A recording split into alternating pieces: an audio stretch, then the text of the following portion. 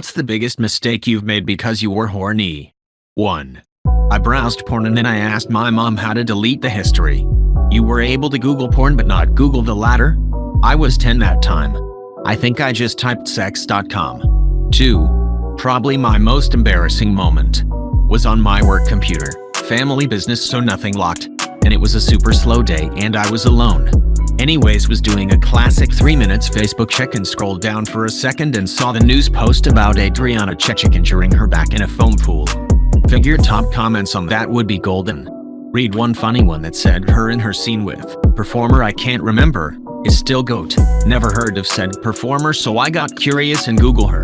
Of course, photos never do justice. Had to see the performance, you know? So I clicked a random video. Quick glance and thought man, and was about to close the tab before I noticed my mouse twitch on the screen. Was that? No, that wasn't mouse error. That was someone. Then within seconds I realized the accountant who taps in remotely to finish work came in at that exact moment that I had a browser open for less than 60 seconds. The worst wart was I could have sworn I had all those remote services off, but she tried to tap in for over an hour and must have did something to wake Splash Top. Probably had it on some type of standby mode. She even called earlier, but I saw a random number and was speaking with a client and ignored it. Anyways, decision time. Do I call her and play it off as nothing or apologize? Naturally, as a fearful 28-year-old, I play off as nothing.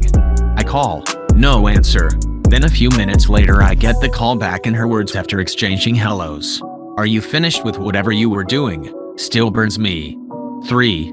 Around the age of 12 I had sex with my wall. There wasn't a hole or anything. I was just rubbing my boner against the wall and making out with it. I've been stupidly horny my whole life, it's kind of annoying. 4. Having a wank but forgetting to shut the curtains. Nosy neighbors. 5. Let my ex-boyfriend dry hump me for an hour on a bench outside after summer school. The bad news. This bench behind our school was also beside a swimming pool, where parents were taking their children for swim lessons. Eventually a staff member came out and yelled at us for being inappropriate. I still have shame flashbacks today. Over 10 years later. 6. Hooked up with a girl at a party. Didn't even think she was all that attractive, just kind of bored, drunk, and horny. Having to go to the doctor for a case of crabs was my reward for poor self-control. 7.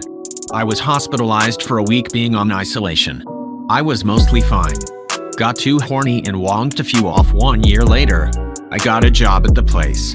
Turns out the room I was in had a camera. 8. This happened a couple of months ago.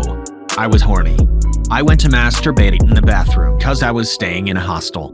I was having a good time. Then I heard a glass window breaking and me looking down to see fucking blood pumping out of my fucking dick like I opened the water tap. Turns out, some dumb fucks were playing cricket and hit the ball straight onto the glass window and broke it. The glass shard fell right on my erect penis. Thankfully the bleeding stopped a few minutes after I lost my erection. Had to run to the emergency clinic. Thankfully I didn't lose my dick. 9. Was trying to get with a girl in college. We were texting and I asked her what she was up to. She said she was training for a marathon and going to the gym, and asked if I wanted to come. I ended up running 9 miles before I tagged out. So now I know how far I'd go to get laid. It's up to 9 miles. 10. Got a porn site membership and forgot about it 4 months, and like $150 later, I realized my fuck up. I knew a guy who ran about a dozen porn sites from the early 2000s. The front end's paywalls were all different themes, different porn sites companies. But the back-end content was all from the same pool of smut. He said many people had accounts on most of the sites, paying separately, multiple times as monthly for the same thing. And they would forget that they subscribed to the sites too. Easy money. Sometimes, they'd get calls from the wives asking about what these CC charges were for. Awkward. What are these bills for? Entertainment. What kind? The entertaining kind. Oh god, I have a story about this. I had a mysterious charge for like $150 on my credit card from some company I'd never heard of. Thought I'd been scammed or identity stolen or something. I called the bank to inquire about it and got through to a young woman. After a bit of back and forth, eventually she's like, is it possible somebody with access to your card signed up for an adult entertainment subscription? I'm seeing this charge traces back to a website called Pornhub.com. It was my 12-month PH sub-renewal. I tried my best to play it off and very quickly ended the phone call, totally mortified. 11. I was staying in a backpacker's dorm with shared bathrooms. I had a thing for this guy staying there as well and he was into me, but, well, it's hard to find a private spot when you both are staying in 10-bed dorms. So, we did what any horny 20-something would do. We fooled around in the shower. It's worth noting here that we had just switched from a different floor to this one and knew no one. So there we were, me standing in the shower, water running, him below me, keeping busy. Next minute, we hear a German accent yell outside the door. Dude, you're flooding the hallway. In his concentration and my preoccupation, we had managed to block the drain. We came out of the bathroom and yep, the hallway was flooded. So, we spent the next hour or so mopping the hallway and introducing ourselves to the neighbors. Oh yeah, and it leaked in the floor below, so we also had to tell the front desk. 12. I got asked to dog sit at a friend's parents' house. She set me up with a blow-up mattress in the living room. I got a little bored, so I called my GF, and we proceeded to have video sex right there in the living room. I got a text the next day saying there are cameras in the living room, and they are just for keeping an eye on their dog while they're away, but if I wanted to, I can turn them the other way. I was pretty embarrassed after that one. Edit. For the people who don't understand why I would do that at someone else's house, whether I knew about the camera or not, well, my GF is rarely horny, and so when she called me and started talking dirty, I couldn't help myself. Also, other people have pointed out that whether I had the sex or not doesn't matter because I was changing in front of the camera regardless. The sex thing just added more embarrassment, lol. 13. I got my first serious GF in high school. She was 2 grades below me, so when I finished 3rd year and moved 500 kilometers south, we was still a couple. I was so in love, and most of all horny. I commuted every single weekend, and I was poor. So I took the bus to the nearest station after school, waited for the long-distance bus for 4 to 5 hours, went to a larger city to hitchhike my way there. I was there Friday night or Saturday morning, locked ourselves in her bedroom and went at it until Sunday morning. I made my way down to school again and went to class straight from the bus Monday morning. This went on for almost a year. 14. Not my biggest mistake. I posted that elsewhere in response to a comment.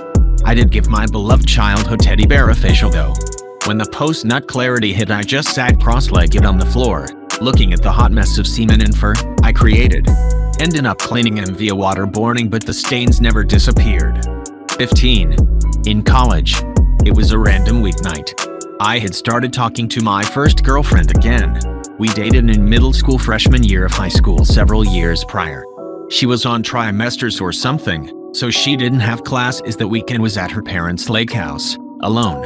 Truly, my parents are gone text, and 5 minutes later my mind was made up, and I was on my way to the car.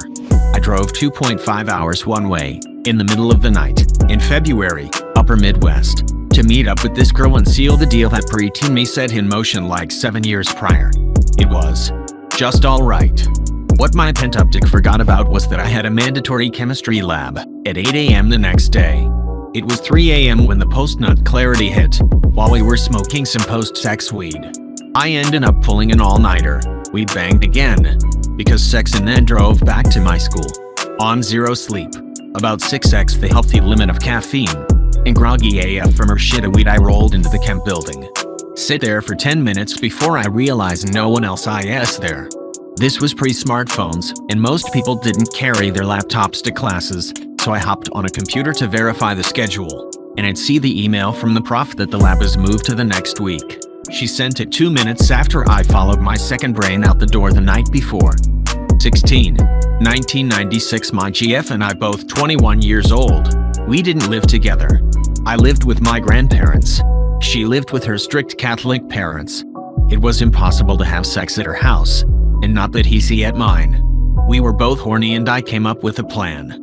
I had a job driving a box van delivering wheelchairs, hospital beds, medicine, etc. I was allowed to take my box van home every night over the weekends I had off. So I had my younger brother help me disassemble my futon and pass it to me through our bedroom window. I set the futon up in the back of the box van, Put a CD player back there. Some incense and candles and whatnot.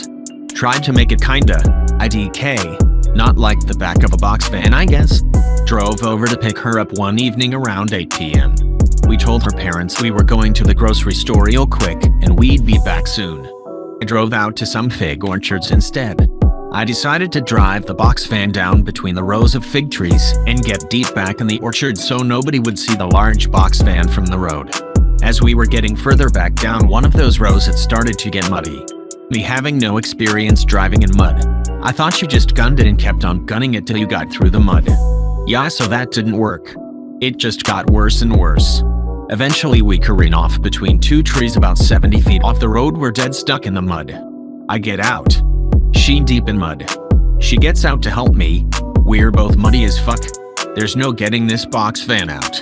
We hike out of this orchard into the nearest neighborhood. No cell phones in these days. We begin knocking on doors of the houses in the neighborhood asking people if we can use their phone. Nobody wanted to answer the door. I guess they were in fear of a home invasion IDK. It took quite a bit of knocking and walking to find some youngsters in front of their parents' house who let us use their phone. I called a tow truck and it took a very long time for it to come out. Upon arriving, the driver told me he'd have to put straps on the fig trees to anchor to, and if he broke any trees I'd have to pay the farmer thousands of dollars probably. Fortunately, no trees broke. He was able to finally get my box van unstuck and out of the field at around 11 p.m. or so. It costed me $440, which I didn't have on me, and I had to call my uncle to borrow it from till I got paid. The whole damn thing was such a mess. I got her home close to midnight and had exactly 0 sex that day. She never even saw the food on her, had any idea what we were doing until I told her my failed plans as I was driving her home. That girl stuck it out with me. Dumb decisions and all. We were married for 14 years. Our children are 23 years old now. We divorced in 2013, but she's still like my best friend, so it's a fairly happy ending kinda story. What a classy guy, right? What woman wants to bang in the back of a box van? Lol. Horniness makes you do some dumbass shit.